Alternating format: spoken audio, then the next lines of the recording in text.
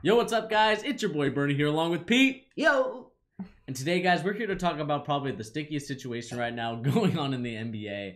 And that's, of course, Anthony Davis. As we know, Anthony Davis requested a trade from his agent, Rich Paul, who is part of Klutch Sports, which is an association with LeBron James. And this just led to a whole sticky situation where 8 things were going to be traded for Anthony Davis. You know, Kyle Kuzma, Alonzo Ball, 4 first-round picks. I mean, it was just going to be a whole ordeal. The Lakers decided to back out.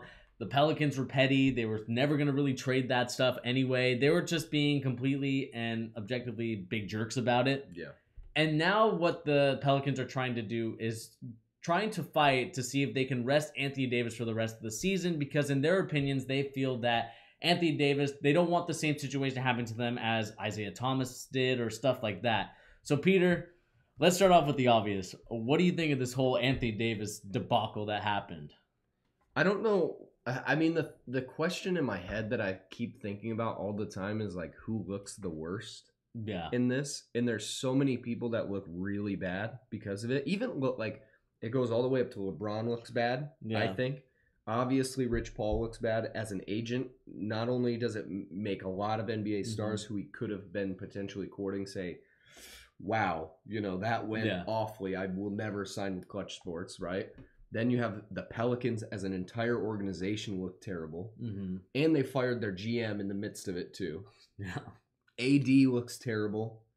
The Lakers look terrible as an organization. Everybody looks awful. I think I would add one more. I think the Celtics look terrible. Like, the Celtics were affected by this.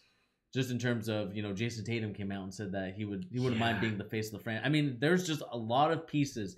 The way that Rich Paul went about it, and I'll let you continue after. No. You're right. I almost forgot about the Celtics. It just, to me, what this does is that it just makes everybody look like complete and utter jerks, and it just makes everyone look like they're incompetent of whatever's going on in that situation. Yeah. I mean, honestly, to me, I think really my personal opinion would be Anthony Davis looks the worst out of everybody. But I would say general consensus, I think it's the Lakers. And I think it's probably on their shoulders the most because of the way they pressured New Orleans, which I think, made them feel petty about the situation. Because really, realistically, the only trade offer that New Orleans is going to get that's better than what the Lakers were offering them is the Celtics. And now that AD is coming out saying that he doesn't even want to be a longtime player for the Celtics, they're probably out, right? Which makes them look even worse because now Jason Tatum is saying that he wouldn't mind being traded, whatever, right? But I would say the team that screwed it up the most is the Lakers. If they had just gone all in and said, they obviously were willing to give everything for AD from the beginning. If they had just thrown Brandon Ingram on the trade pile from the beginning, I think they would have had him, and none of this problem would have been around. I think before we go into the whole Anthony Davis resting discussion, the one thing I will say about it is the fact that I think Rich Paul looks the worst in this because I think the way that he went about it in terms of demanding a trade request. I'm all for players wanting to get out of a situation, especially teams like New Orleans or the Suns. Those type of teams that really trap guys and don't really expand their careers or give them an opportunity to grow and become the athletes that we know they can be. I mean, shoot, we're still waiting for Devin Booker to really become that breakout superstar. About Wiggins too. I mean, it's just... There's a lot of them. I mean, Booker especially just because of the Phoenix Suns thing. And then the Pelicans, they've been on this ever since Chris Paul left when they were the Hornets at the time. They left... And then they got Anthony Davis in, and they just have yet to bring anybody in. The first person they brought in a while was Drew Holiday, but he was hurt for most of his stint in New Orleans, and then Boogie Cousins, and they just decided not to retain him. I think Rich Paul looks the worst in this, going back to the whole thing, because of the fact that he said he wants to go to the Lakers. I think if you would have just kept it open for discussion, you would have been like, you know what?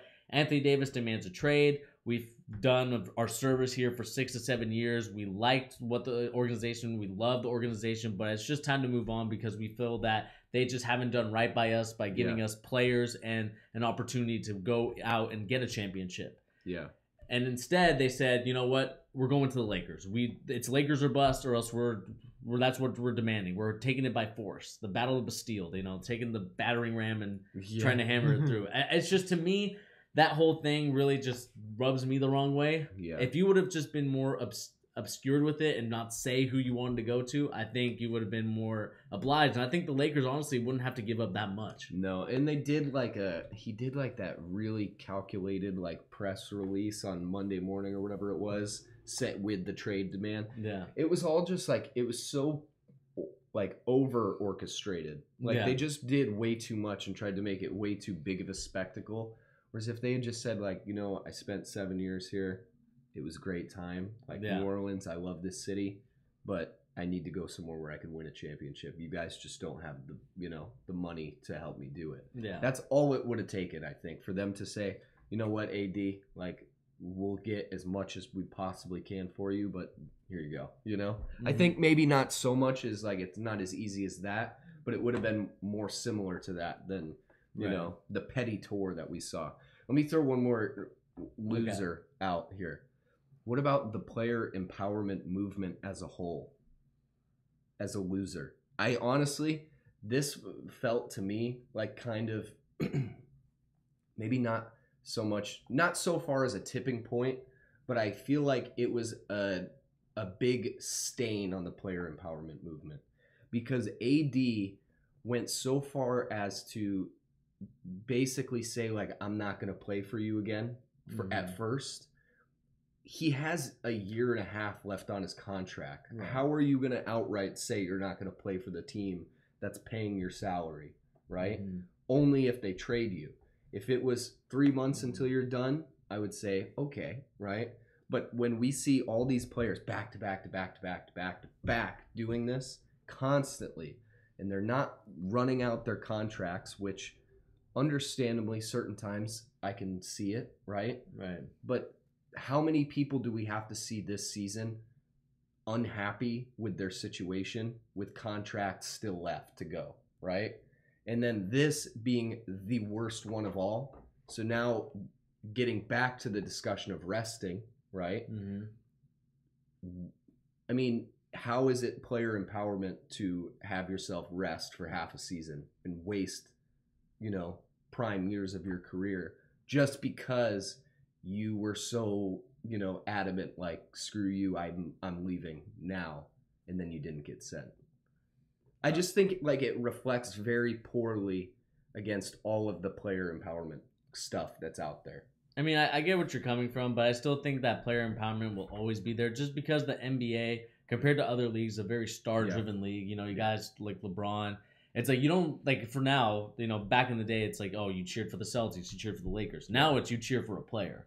Yeah. You don't really, it's more of a fandom of a player more than a fandom of a team now. And I still think that like, the player empowerment, I get what you're saying. I think that the more of the resting stuff, in my opinion, is more of the Pelicans wanting to save their asset and say, we don't want another Isaiah Thomas situation where he's injured and we don't get as much as we can for him. And I just think that the Pelicans need to, I can't remember, is it eat their pie or eat crow or whatever it is, or whatever the saying is. Like, they need to just take this L and just say, you know what, let's see what we can get. Let's get the best offer for Anthony Davis, which in my opinion was still that Lakers offer. I mean, could be the Knicks offer. I mean, maybe, but 4 first-round picks. Yeah. 4 players. Who were all lottery picks, basically, except Kuzma, who might as well have been a lottery pick, how good he turned out. And then like 4 second-round picks. I mean, how do you in your right mind decide that that's not an offer that you would take? Like, that to me is like the ultimate. You would have robbed the Lakers, in my opinion. I think the Lakers gave up way too much for that. You would have ultimately robbed them, and I think that you would have done a better job of being petty doing that than I think being petty not taking the trade.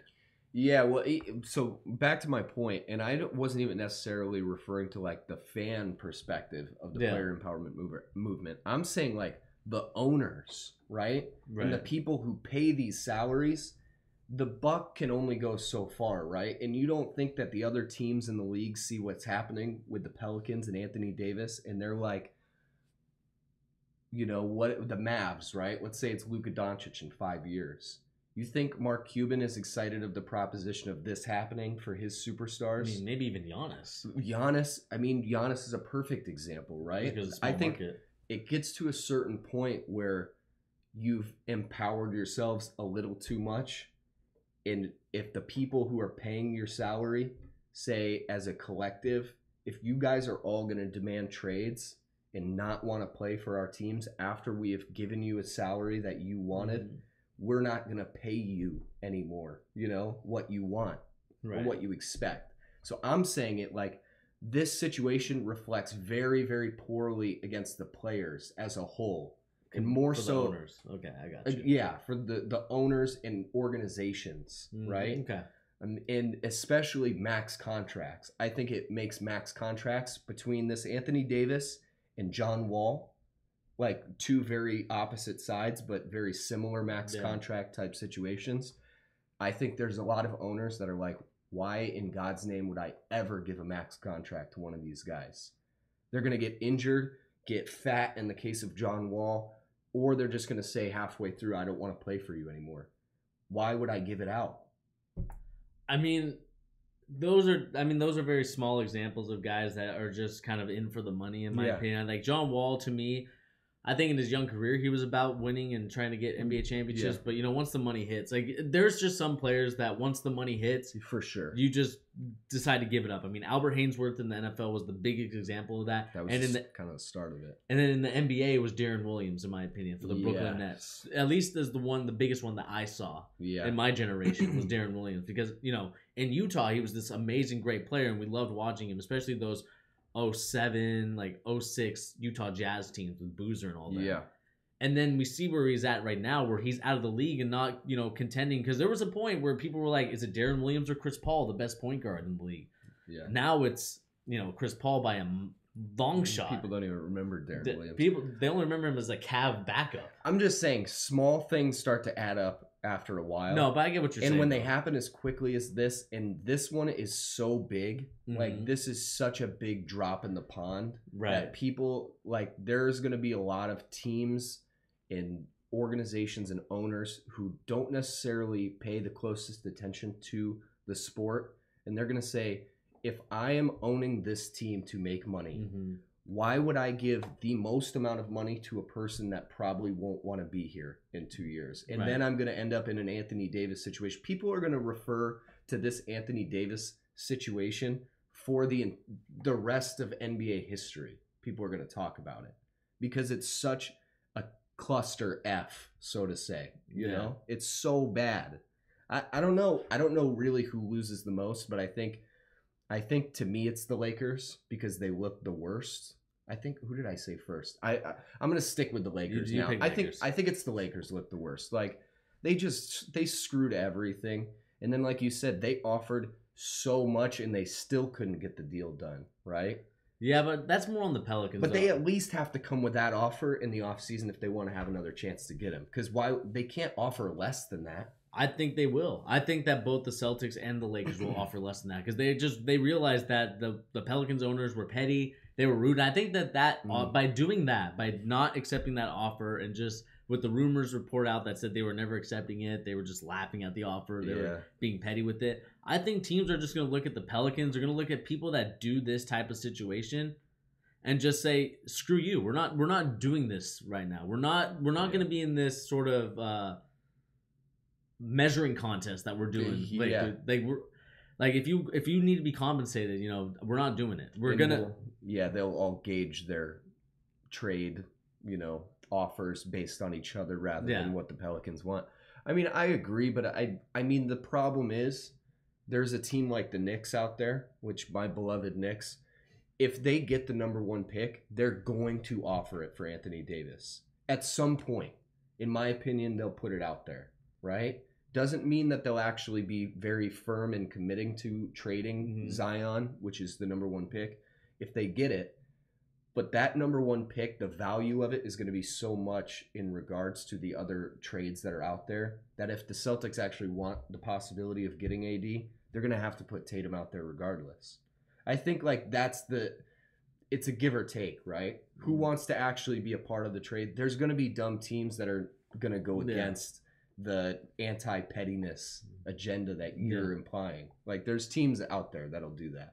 Yeah, I mean, this has just become a whole situation. Now with the whole resting thing, I mean, now that they want to like find a way to get him not playing anymore. I mean, we've seen examples of it where he would only play 25 minutes and not a single minute in the fourth quarter. We got Alvin Gentry saying this is a dumpster fire. I mean, this is just kind of the reason why, and I agree with a guy like Colin Cowherd. This is why some of these franchises, we don't need some of these franchises out here. The Pelicans don't need to be the Pelicans anymore. No. Send them to Seattle. Send them to Seattle. Send them to anywhere but the New Orleans, because they just don't have the money, and the owner, to me, just wants to focus on football. Yeah, 100%. It's not. I don't even think she's like hiding that at all. You know. Who knows? Can we blame it all on Kevin Durant? I mean, I would love to. But I think that everybody could come together and say, like, it's Kevin Durant's fault. Kevin Durant's Somehow, fault. We don't necessarily know why it's Kevin Durant's fault, but he probably has something to do with it. Probably. But we want to know your guys' opinion on this whole Anthony Davis situation from the beginning to the end. Who wins? Who loses? Is the player power movement, is it over? Is it still there? Or is now we're going to start seeing the decline of it? We'd love to know your guys' comments and opinions in the comment section down below. But anyway, guys, this has been your boy Bernie here along with Pete. Here on The Charge, giving the latest NBA news and rumors and also basketball opinions. And if you guys haven't hit that subscribe button, we just want to know what the heck you're doing. Hit that subscribe button. Smash it. Sky. Smash it. Also remember to hit that notification bell so you don't miss our NBA content like we have here today and other ones that we talked about in the past. But anyway, guys, we'll catch you in the next video. Peace.